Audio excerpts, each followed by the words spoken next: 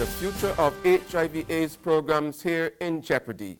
That's our top story in our Barbados Today morning news update for Wednesday, March the 21st. I'm Emmanuel Joseph.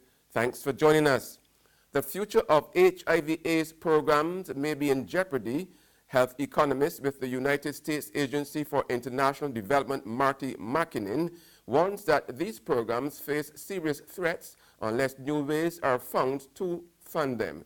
So the USAID has staged a two-day regional workshop here to examine this issue more closely. That's one of the things that the participants will work on, is how to make the cost as low as possible so that as few resources as needed can be allocated to this problem, but sufficient resources. But the exact figures are hard to come by, and they depend on the individual country context. So that's what they'll be working on together. In his address, Health Minister John Boyce underscored the importance of sustaining the programs despite the threats they now face, as he outlined some of this country's accomplishments in HIV/AIDS in recent times.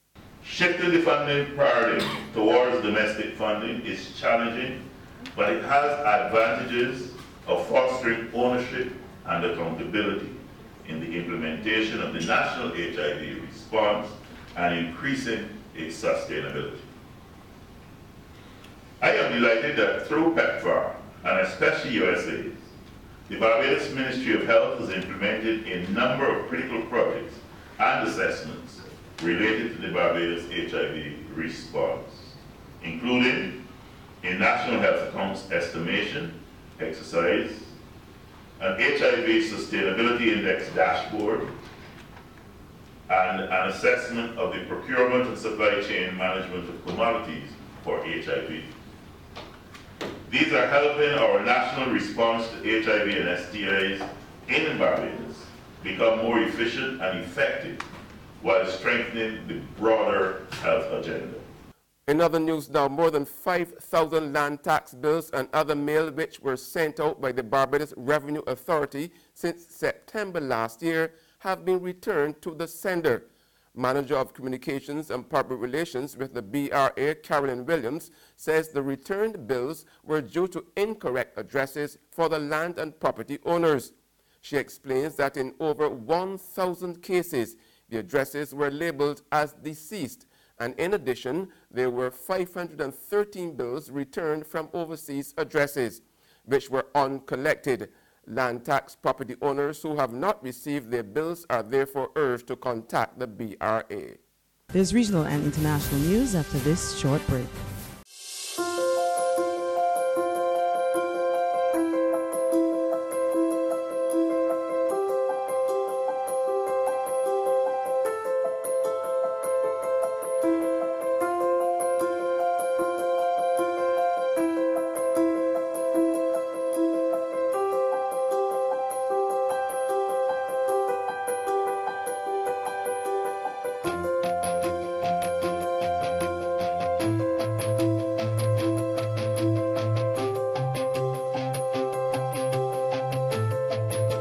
Barbados Today, news you can trust.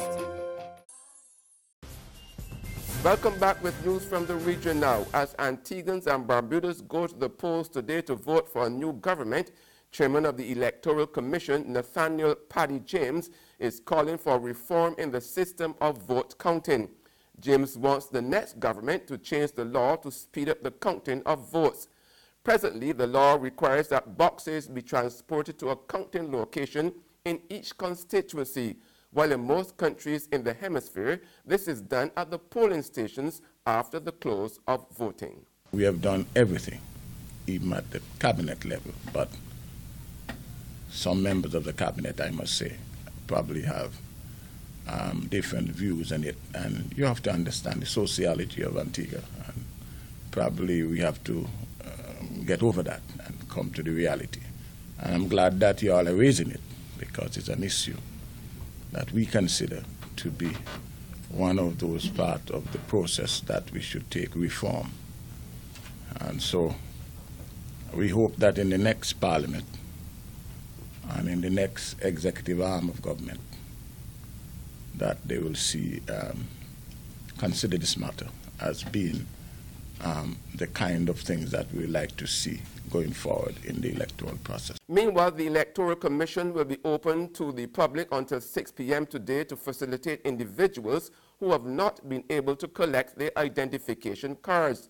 The Commission's Human Resource and Training Manager, Ian Hughes, says is to ensure that all eligible persons have an opportunity to vote. We do not want a situation where we're actually in possession of your cards at the registration units. For example, someone may have registered back in 2014, 15, and even in November, December, they would not have had a chance to go and collect their card. And again, they've decided to go to vote at the nth hour, at 5 p.m. But the card is in our possession. We do not want a situation where they need their card to go and vote, we're in possession of it, and they do not have access to it. In my mind, in the Commission's mind, we will be disenfranchising persons. And on the international scene, close to 24 Russian diplomats left Britain Tuesday after London expelled them in connection with their country's alleged involvement in the poisoning of a former Russian agent. The details in this Euronews report. As 23 Russian diplomats and their families headed home from Britain after being expelled over the nerve agent attack, the UK said it had taken action to track people who threaten its national security, including those using private flights. Buses with diplomatic number plates left the Russian embassy compound in London, this after a formal send-off there by the Russian ambassador on Friday.